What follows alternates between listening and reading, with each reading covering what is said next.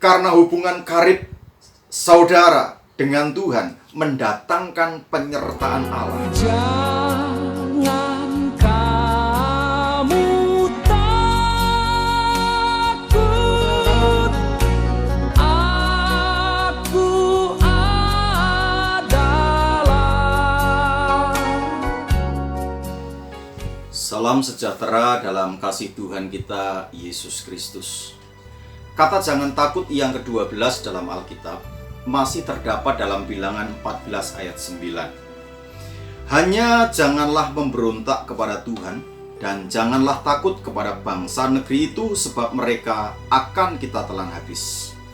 Yang melindungi mereka sudah meninggalkan mereka, sedang Tuhan menyertai kita.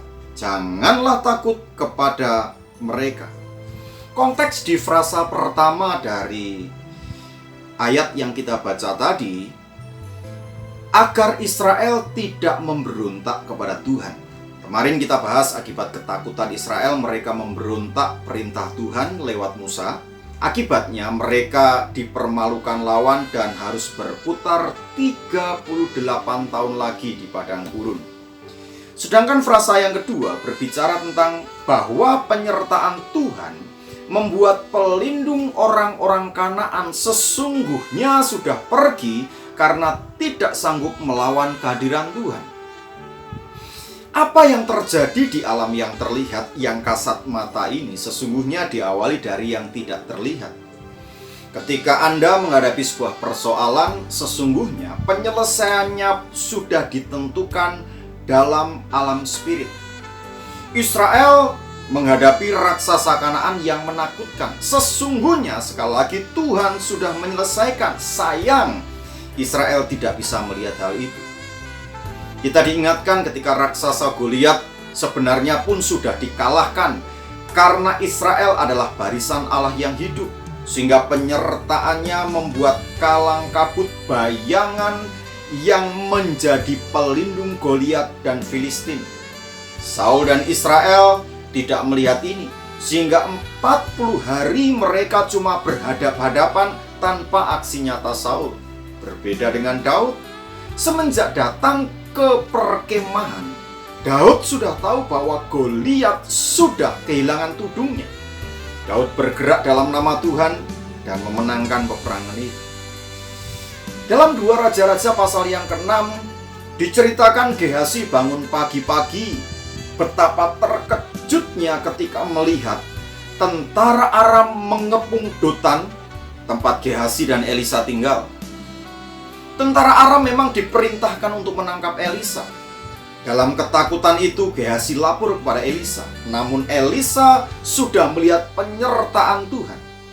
Tuhan membuka mata Gehasi agar bisa melihat betapa besarnya pasukan yang Tuhan siapkan di dalam penyertaannya itu. Bapak Ibu yang diberkati oleh Tuhan, sesungguhnya yang penting di sini adalah hubungan yang intensif dengan Tuhan setiap hari.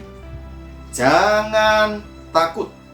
Jika ada raksasa persoalan yang menghadang, sesungguhnya yang menyertai mereka sudah undur, karena hubungan karib saudara dengan Tuhan mendatangkan penyertaan Allah. Tetapi saya juga mau ingatkan, jangan berlagak siap jika hubungan saudara dengan Tuhan tidak baik. Ini yang terjadi dengan anak-anak Skewa, Bapak Ibu. Karena mendengar setan kabur dalam Kisah Para Rasul pasal 19 hanya dengan mantra dalam nama Yesus seperti yang diucapkan Paulus, mereka mencoba mempraktekkan karena dia pikir setan takut dengan mantra. Yang terjadi, setan mempermalukan mereka.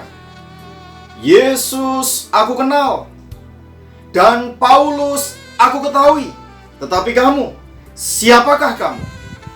Sebab itu Bapak Ibu yang mengasihi Tuhan, tetaplah memiliki hubungan karib dengan Tuhan.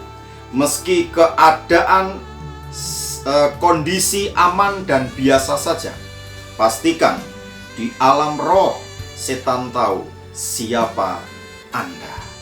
Mari kita berdoa.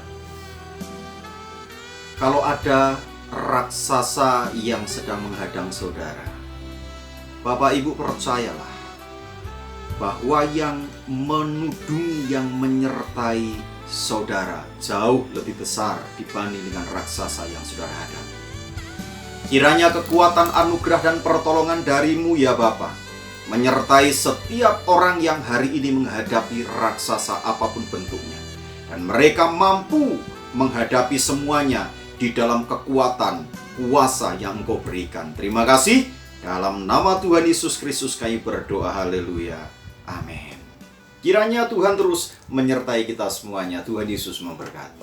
Ku tidak takut, sebab Kau besertaku.